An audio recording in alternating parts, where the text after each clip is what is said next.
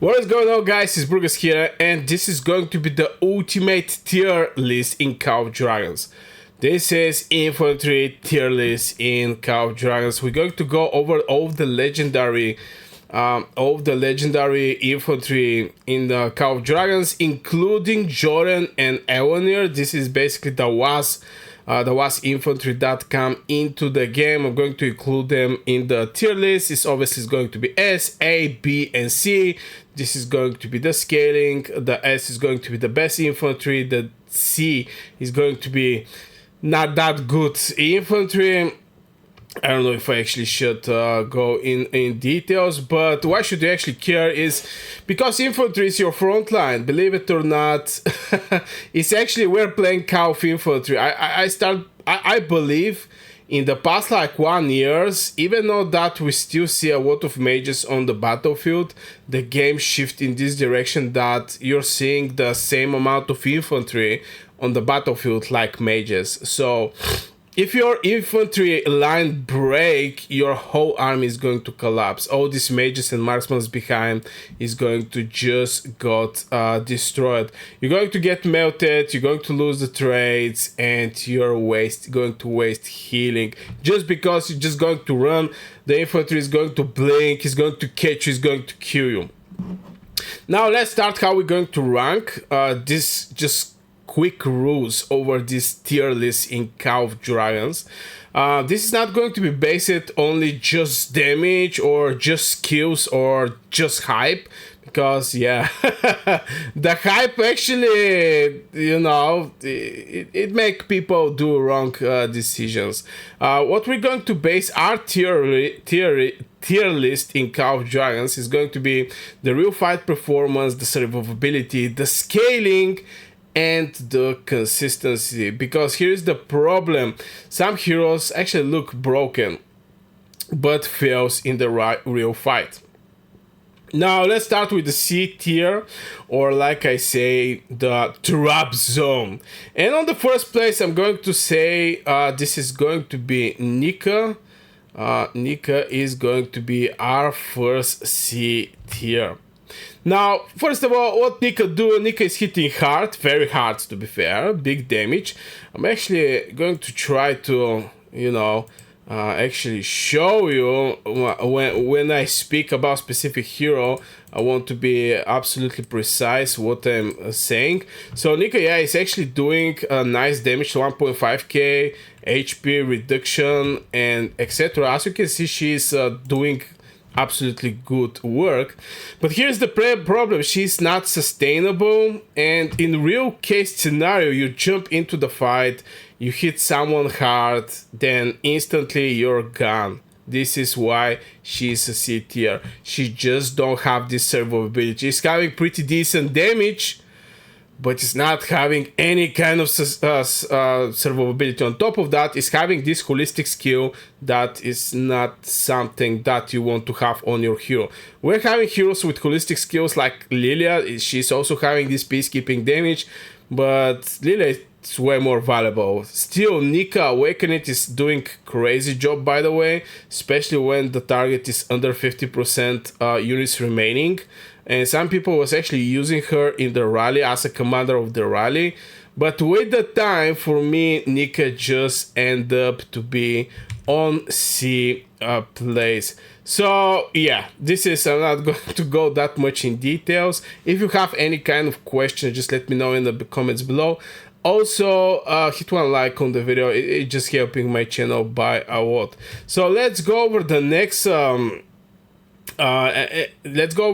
hero, and this is going to be Garwood. Now, if I go and get the Garwood, he's also going to be C rank. Now, Garwood used to be good, okay? I mean, healing, tanking. Basically, the best thing you see is healing. He's non-stop healing, have pretty decent healing. I can even show you his healing. Where is my poor Garwood? He's having decent healing. It's like 1.2 damage taken reduction 20%. From first look, it's actually looking like a very solid hero. But now he's basically too slow. Modern fights are burst heavy, and this is where the Garwood cannot actually find his place. It's just right now the fights with the new power creep, with the new heroes that are presented, is just burst fight, okay? And Garwood is just not this type of not this type of heroes, you know, to sustain there.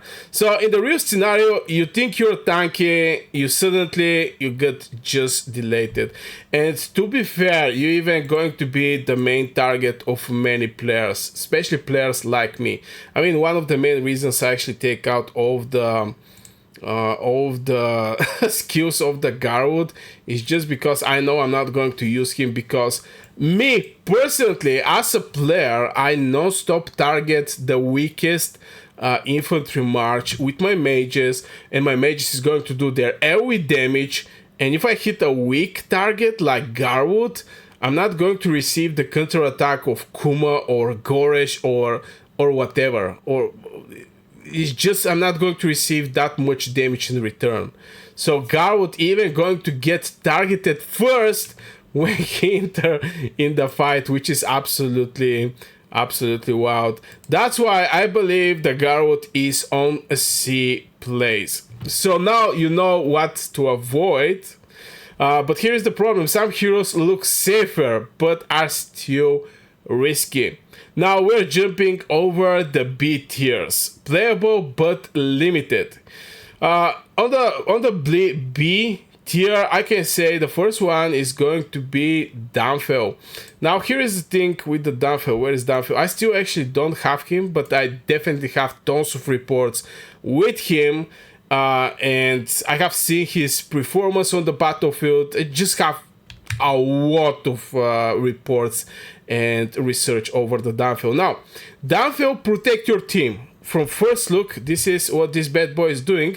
I'm going to actually try to provide you with the Downfell. Here's the Downfell. Now, from first look, it's looking like protecting you. I'm not going to go over his spells. I mean, this is not the point of this video, but he's protecting your team. He have a shield. He's having debuffs and anti-rage. So here is the shield. That's like 1.6. It's even bigger from the Madeline one. If I remember right, the Madeline one, how much was actually the Madeline one?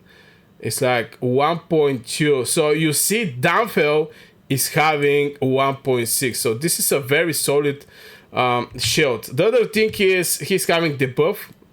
When the Legion casts Shield Strike, is joining debilitated and slow. As you can see, these sound debuffs. Again, I'm not going to go that much over the spells of this bad boy. On first look, this sound good, okay? But he doesn't carry fights. And here's the scenario. You survive longer, but don't win. I mean, yeah, he's going to have his sustainability at the end of the day.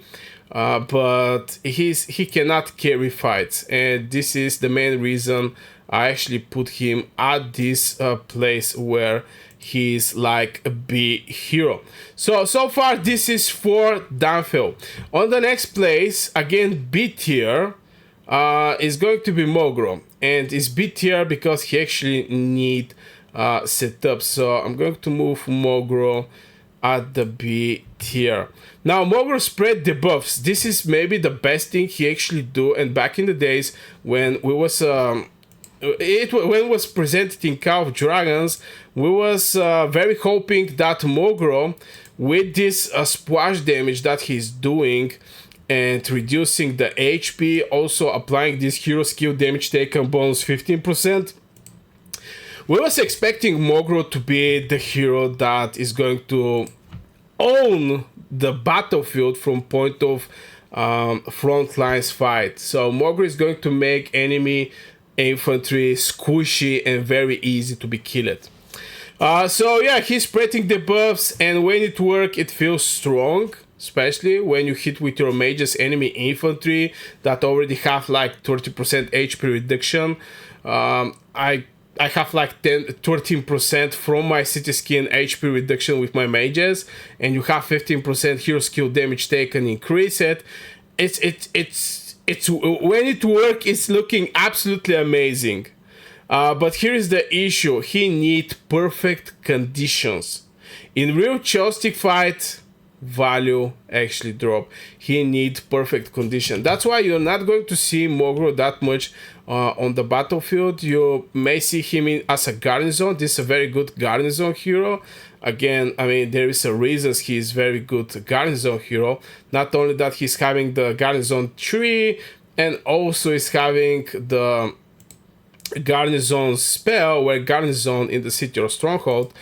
But yeah, on open field, you're not going to see him that much at the end of the day. So that's why I actually put him at B next to Danfel. Now, this is where everything changes, because the next hero actually start winning fights. And we're jumping over the A tier, strong and reliable. These heroes perform well, but they're not game breaking. So A tier, the first hero I can say is going to be Li Quan. I'm going to grab Li Quan and actually move him as A tier. Now, why Li Quan? Li Quan is hard to be killed. Let's start from there. I'm right now going to take out and open the Li Quan. Li Quan is very hard to be killed. I mean, there is a science why he is very hard to be killed. Massive HP, skill damage taken reduction, and counterattack value. So just by this spell, this hero is basically winning the hearts of the players. 25% HP, and you have to keep something in mind, that in Call of Dragons, infantry are having the biggest HP in the game. So everything that you're having as a percentage boosting this HP is going to just add this green number is going to be bigger and bigger. So I think this is one of the places where Li Quan is actually winning. And this is just by adding this crazy amount of HP. And infantry unit skill damage taken reduction, 25%. This includes all of the mage skills damage. Lately we start seeing that even the marksman starts being more skill damage orientated, not like normal attack damage boosters. So Li Quan, just by this spell, is winning the hearts of the people. This is massive HP boost and skill damage taken reduction. And it's having also counterattack value. We have to point out this thing just because, first of all, he's doing some AoE and he's having some stacks, by the way. This is the other thing with the HP bonus. 50% chance when hit with normal attacks, get like 5% HP bonus, 10 stacks for 5 seconds. This can go up to 50%. 50% HP bonus and 20% damage bonus. This applied to artifacts, hero skill damage, normal attack, counter attack, pet skill. Basically all the damage you're producing is going to get increased by 20% on 10 stacks. That's why I strongly believe that the Li Quan is huge value hero at the end of the day in Call of Dragons. And here's the real case scenario. Your enemy hit you, nothing happened, but you don't kill fast either. This is the thing with Li Quan, especially with this. It can go to 1.5k, but it still diffuses damage. So I cannot say it's doing crazy amount of damage, and it's like infantry HP bonus, which is, you know, you have to pair him with Kuma, for example, or even Joren. Joren is also giving like 30% HP bonus. 30% HP bonus. I mean, there is artifacts that can also boost the HP, but still, at the end of the day, this is why Li Quan is A tier. It's massive HP, skill damage reduction, counter attack value, and when the enemy attack you, not much is happening, and but still you don't kill faster. Now let's go over the next A tier, and this is going to be Skogo. Now let me just move my beautiful Skogo on the A tier. This is going to be A tier Skogul. Now, why I decide to go with Skogul as a A tier is scaling fighter. Skogul grows stronger over time. More attack, more counter-attack damage, more healing.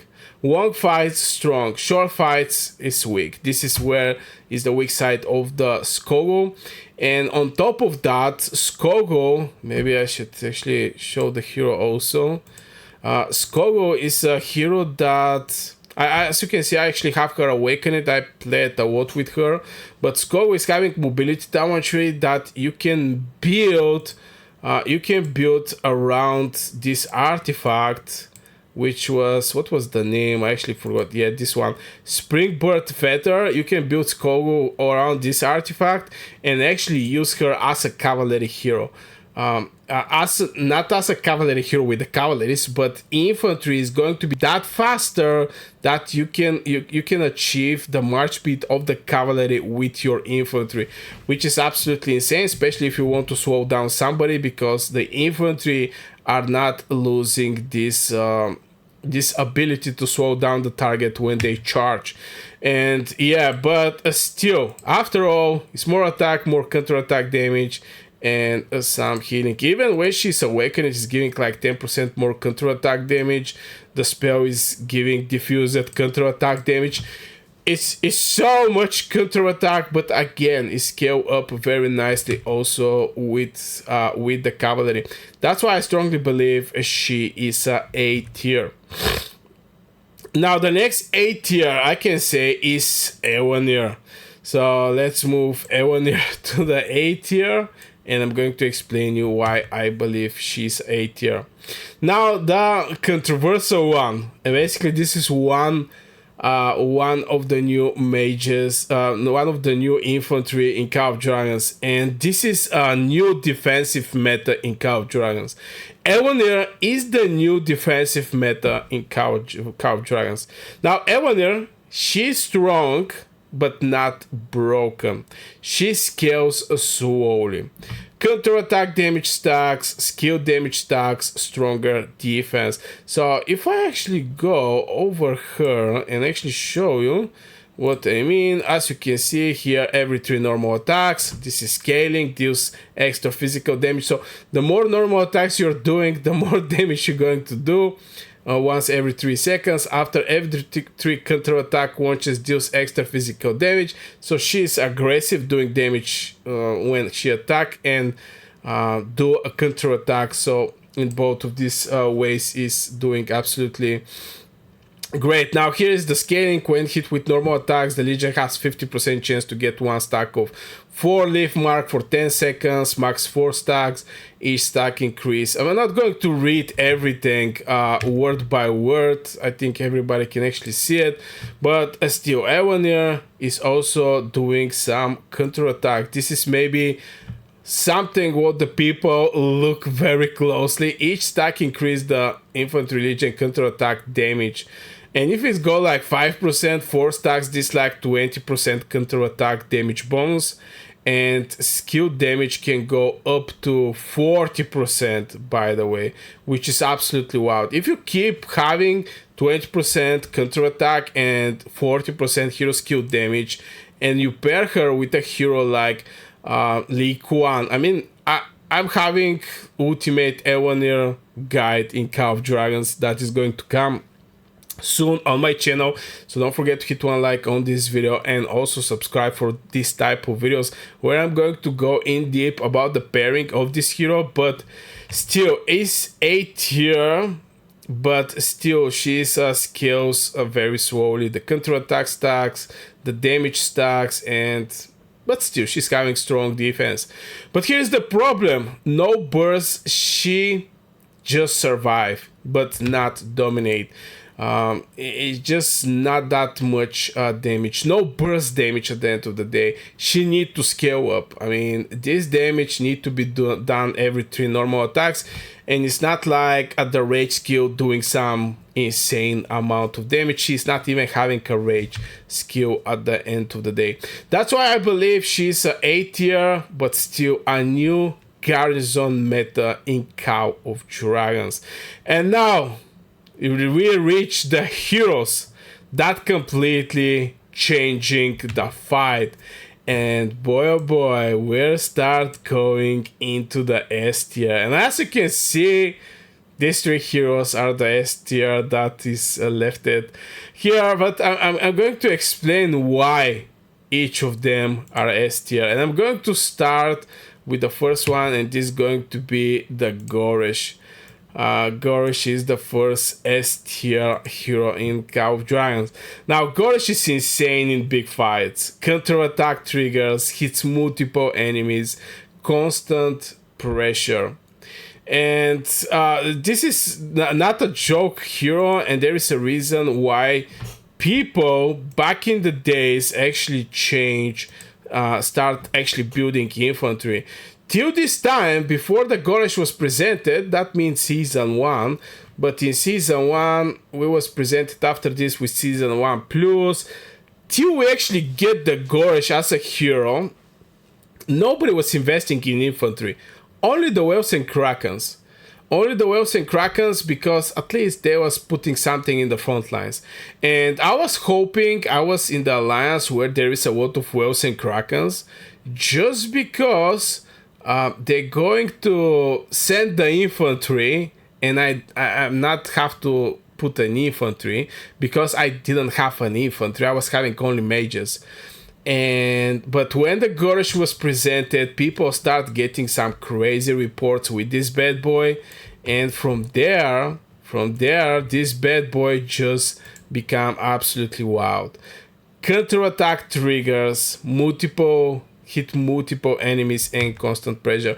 Now here is one of the beautiful thing. Also, attack is extra 60%, damage taken 20%, absolutely wild. Here is where the counter attacks coming like 20%, and here he's where he's doing this extra damage to surrounding enemies. This is very huge hero. Now here's the real scenario.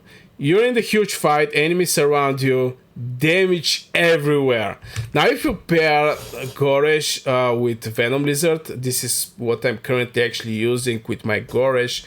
I'm getting pretty solid results, and I'm very happy with the results I'm receiving from my combo that is with Venom Lizard. But yeah, Goresh is one of the heroes that is going to carry your fight.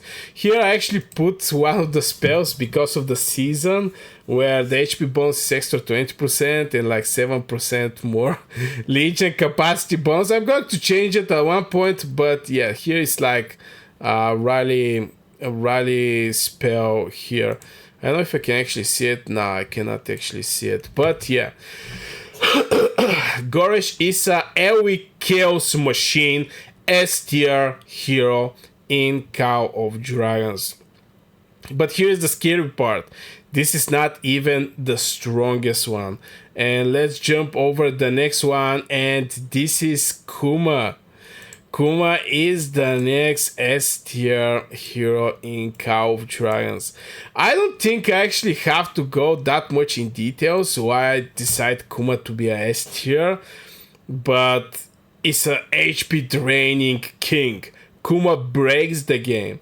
This is a completely new mechanic in this game, where at the beginning people didn't actually understand it, but after 1 week everybody understands what the Kuma is doing and how powerful this hero is doing.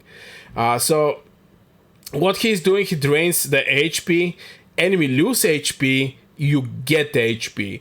So your survivability is increased from the survivability of the enemy legions, which make enemy legions with less HP, and every counter attack, every normal attack, every hero skill damage, every artifact is hitting way more heavy on these targets that is not having HP anymore. And here is the real scenario. You're losing, then suddenly you start winning, because your health where they die. You're healing yourself when they get their HP drained. I'm not so sure I have to go that much show you the spells and etc. I think everybody are familiar with Kuma. But yeah, if you have any questions, again, just let me know in the comments below. Now, but even Kuma is not the most dangerous hero right now. And here we are. This is going to be the Joren. Joren, let me just drag this bad boy. Joren is, how to say it, the new king. Let's say it like this.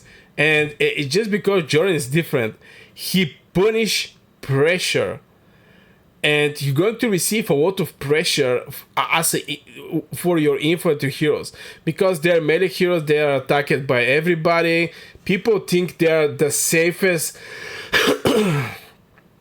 the safest target to get attacked. But the more enemy hits him, the stronger he become. And here is the real scenario. You get swarmed, you expect to die, then boom! Massive damage explosion. And I want to say a couple of words about this new hero. Now, we saw Kuma that he's very good with the draining. I mean, this is a very solid, but Joren is presenting a new mechanic in the game, and this is the parry. And have like 50% chance. So every 2 normal attacks, one of them is going to be a parry one. So every 2 attacks, one is going to be a parry one. Increasing the parry. And what parry is doing, when taking normal attack damage, reduce the damage by 0 without affecting the counter attack. So if 20 legions are hitting Joren, 10 from them is going to be zero damage. 0 damage, which is absolutely out. But still, these 10 legions that is going to do 0 damage with the normal attacks is going to receive a full counter attack, because this is not affecting the counter attack. So you can see how he's dropping the damage by a lot, but in the same time continue to providing this counter attack, and also deals diffused damage to up to 3 nearly enemy legions. Damage factor 1.8.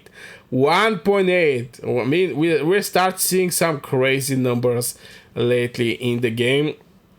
That's why I strongly believe that Joren is something that you should care about. So yeah, guys, this is my rank list of the infantry right now in Call of Dragons. Let me know in the comments your personal opinion at the end of the day. Don't forget to hit 1 like on the video. I put a lot of effort and research for these heroes to build this beautiful rank list, tier list in Call of Dragons about the infantry. I wish you a great day, and yeah, see you in the next video.